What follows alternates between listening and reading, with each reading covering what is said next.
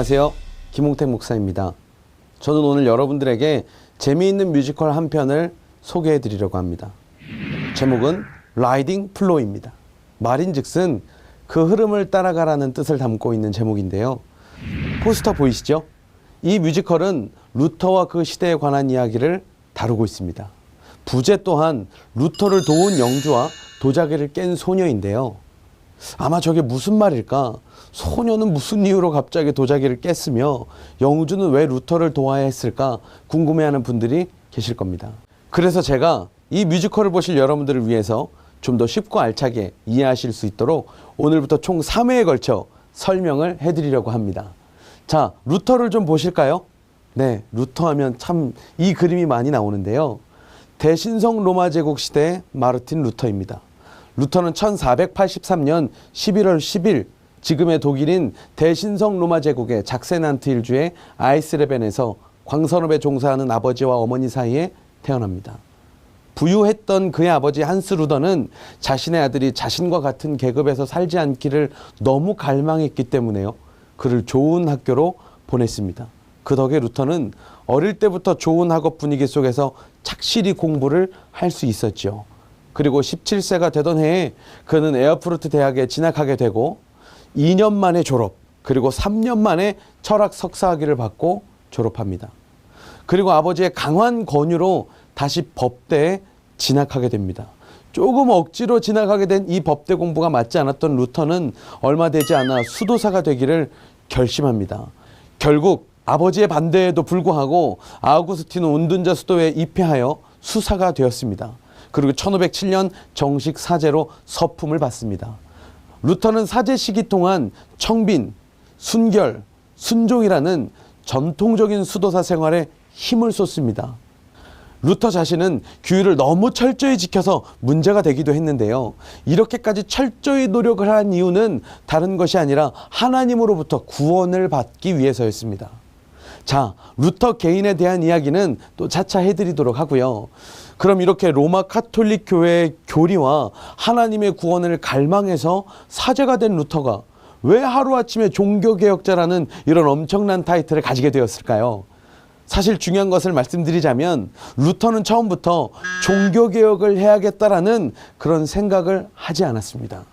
앞서 말씀드렸듯이 루터는 부모의 말에 순종하고 한참 뛰어놀아야 할 나이에도 부모 말에 순종해 공부해서 대학 갈 정도로 성격이 괜찮은 그런 사람이었습니다.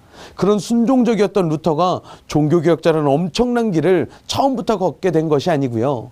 이 타이틀을 가지게 된 데에는 그 시대 이야기를 해드리지 않을 수가 없습니다. 자, 종교개혁의 시작점 하면 많은 사람들이 이 장면을 생각하게 되는데요. 그것은 바로 루터가 비텐베르크 성 앞에 있는 만인성자교회의 문에 95개조 반박문을 붙이면서부터 종교개혁이 시작됩니다. 하지만 이 95개조 반박문을 붙이기 이전부터 로마 카톨릭 교회는 교회 이름이 부끄러울 만큼 부패하게 됩니다. 여러분, 한 예로 반박문은 저희가 여러분들이 알고 계시듯 대자보가 아니고요. 작으면 A4, 커도 A3 되어지는 용지에 루터가 라틴어로 이 95개조 반박문을 하나하나 기록해서 문에 붙여놓은 겁니다. 자, 이 반박문이 얘기하는 것은 신의 대리인이라 불리던 교황의 자리에 너무 많은 권력이 집중됐고 그 결과 교황의 신이 대리인이 아니라 신처럼 살고 있다는 것을 지적하고 있습니다. 로마가 교회를 국교로 인정한 이후부터요, 로마 카톨릭 교회는 막강한 영향력을 가지게 되었고요. 거의 전 유럽이 그 영향력 아래 있게 되는데요. 한 예로 어떤 나라의 왕이 교황에게 잘못 보이거나 마음에 들지 않게 한다면 교황은 그 왕을 불러내어 파문하거나 성무금지령을 내릴 수 있었습니다. 자, 파문은 말 그대로 넌 이제 천국 갈 수 없다 이런 의미지만요. 사실 왕들이 이것을 두려워했던 것에는 다른 이유가 있습니다. 더 자세히 이 파문이라는 의미를 보시면 다른 나라들로 하여금 저 나라는 이제 하나님의 보호를 받지 않는 나라니 침략을 해도 되는 나라다라는 명분을 주기 때문에 왕들은 파문을 두려워했습니다. 그리고 성무금지라는 말은 그 왕이 있는 그 나라에 수없이 많은 카톨릭 교회에 내려지던 교황의 명령이었습니다. 이 성무금지라는 것은 다른 것을 이야기하는 것이 아니라 교회 사제들로 하여금 그 교회가 업무를 보지 못하게 한다는 말입니다. 그 말은 백성들이 와도 미사를 드려주지 않습니다. 백성들이 자신의 죄를 고백하려고 고해성사를 하려고 해도 고해성사를 받아주지 않습니다.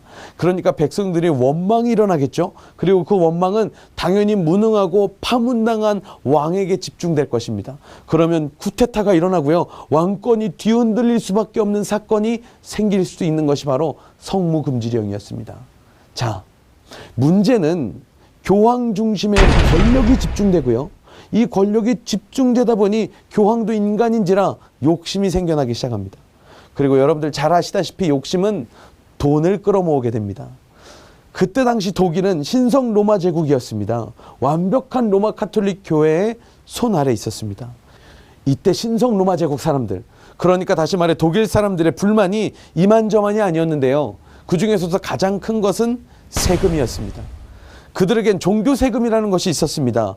이 세금이 그냥 한두 푼이 아니었기 때문에 화가 나는 것도 있었지만 힘들게 벌어서 낸 세금이 로마 신성제국, 즉 독일에 사용되는 것이 아니라 바다를 건너서 이탈리아로 가는 데에 큰 불만이 있었던 겁니다.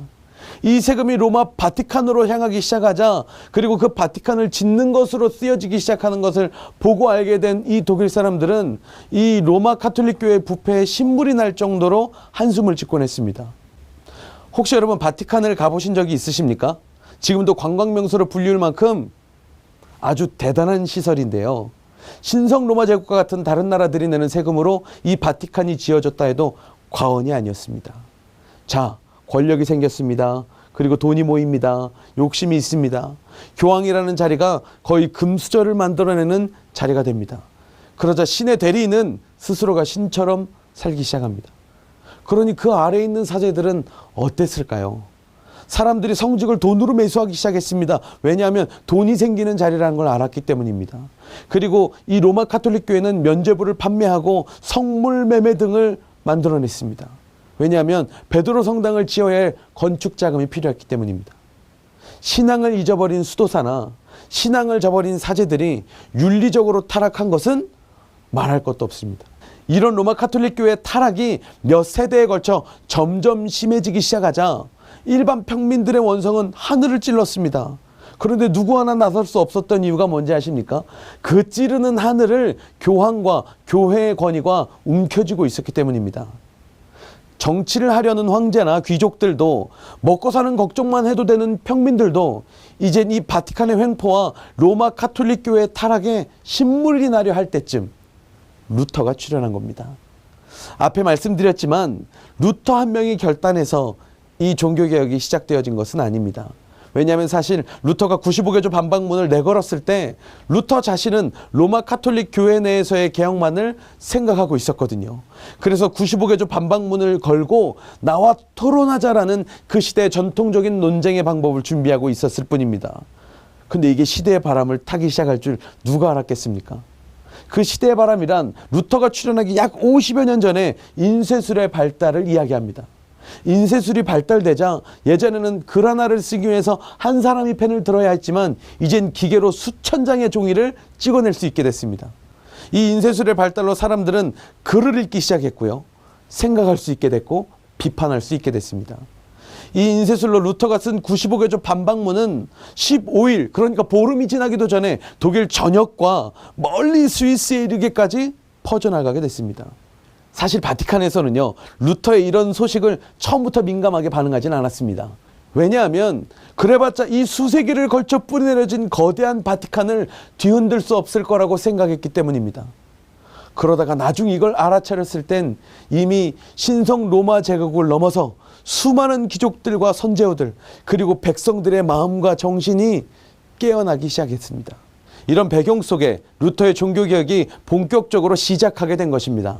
오늘 소개해드리는 뮤지컬 라이딩 더 플로우는 루터의 종교개혁 운동의 흐름과 이러한 시대적 배경 속에서 살아가고 있는 지금의 저와 여러분 같은 사람들의 이야기를 픽션과 논픽션 사이에서 풀어나가며 그려낸 것입니다.